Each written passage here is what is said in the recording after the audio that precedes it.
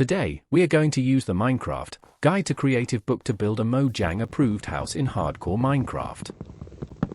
The first thing we are going to need to do is gather materials. Here, we are gathering wood and stone so we can make a stone pickaxe. The pickaxe is the highest in priority, then there is the axe for gathering wood for the house, then a sword for extra protection and so we don't lose the hardcore world. That would just be sad. A shovel can be used to dig up dirt for scaffolding, gravel for flint so we can make flint and steel, and soul sand for soul torches and lanterns. We seem to have come across an igloo. Let's see what is inside. Oh, no. It seems that the basement was supposed to generate, but the terrain prevented it from generating. There was not much we could have used from the basement besides a brewing stand anyway. While we are down here, let's gather up some stone. The next thing we must do is gather a lot more wood. Let's do that now in an epic fast forward.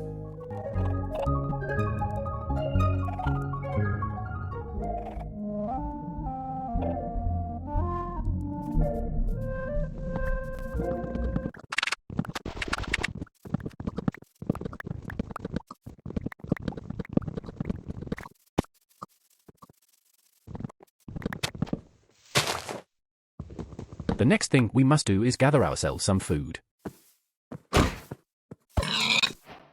All done. After gathering extra wood, we should now find a good location to set up our base of operations.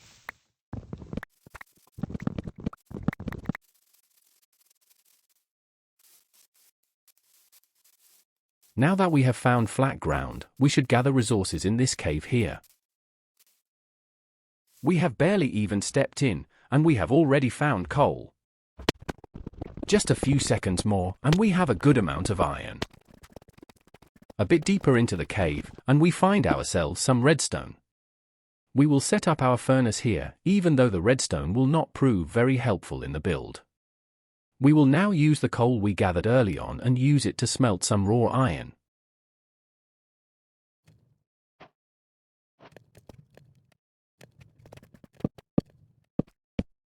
With the iron we have just smelted, we will craft some rather helpful iron tools.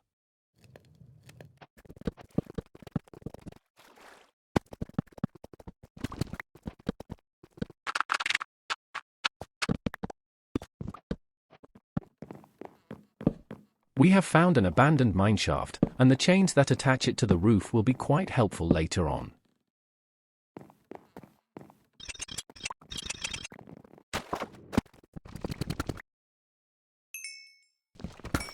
We will now collect this rather useless redstone ore and move our workspace up to the surface, where we can start on the house's foundations.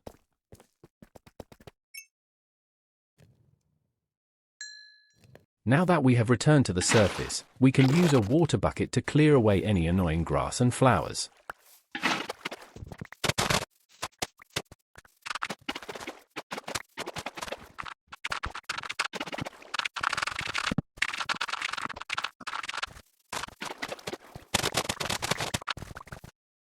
Now that all the grass and surrounding blocks have been cleared away, we can make the foundation of our build. The house's foundation will just be a large, 17-block wide circle that we will build up onto to make our house.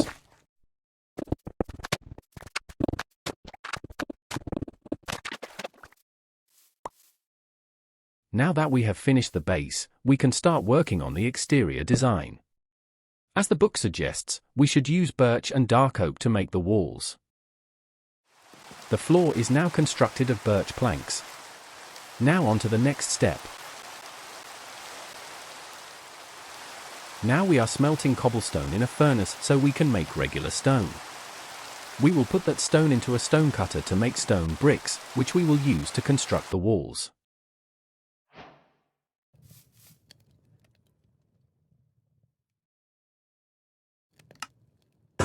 Now, we will repeat this process until all the bricks we need have been made and placed.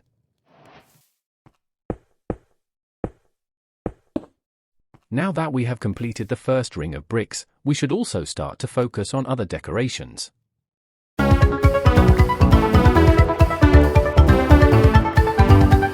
Finding moss to make mossy bricks will be a subtle but eye-catching part of the build.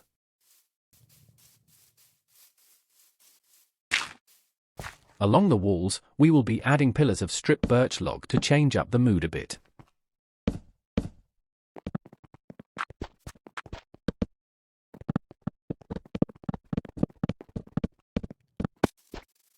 Great, now we're done with the logs.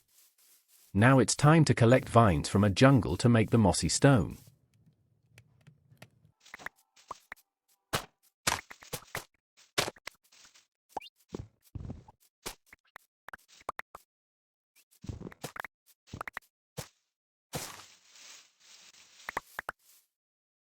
Now that we have our mossy bricks crafted, let's build the rest of the wall.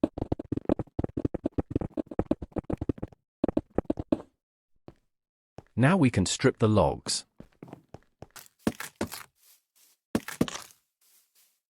The next step is to start laying down the upstairs floor. We are going to be using dark oak slabs for this build.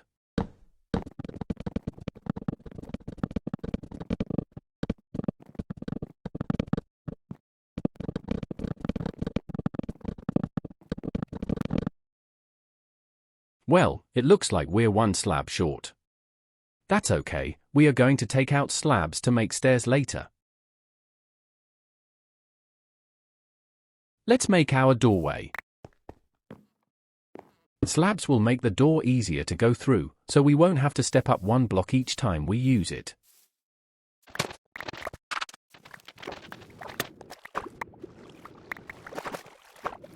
We will be using this sand to make glass for our build. After smelting the sand to make glass blocks, we craft 6 blocks to make 16 glass panes.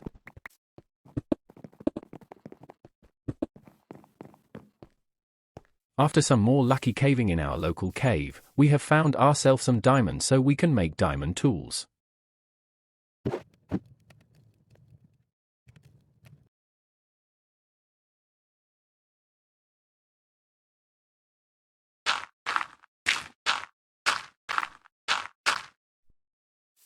Now is the time to make ourselves a nether portal, so we can gather soul sand.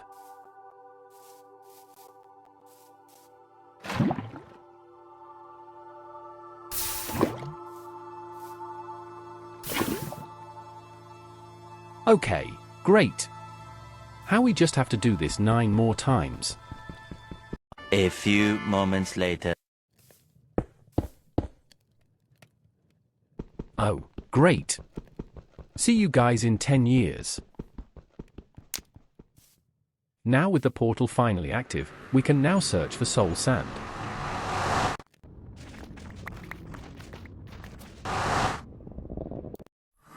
Great, we have soul sand, so we can now make soul torches and lanterns.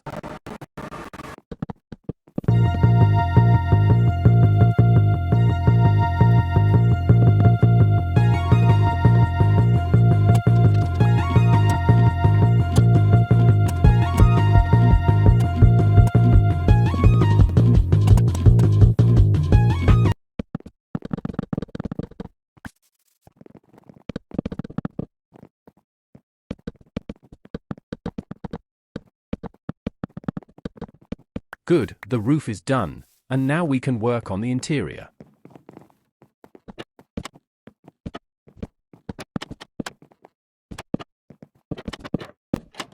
This trapdoor design looks quite rustic, yet modern.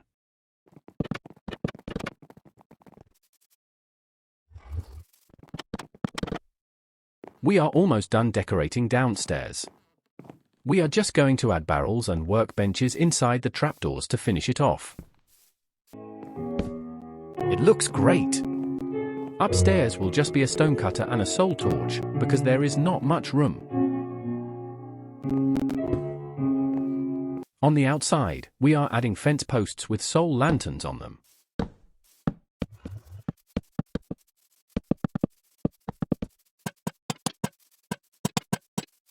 It may look a bit odd, but the book told me to do it. The final touch will be to add a respawn anchor upstairs.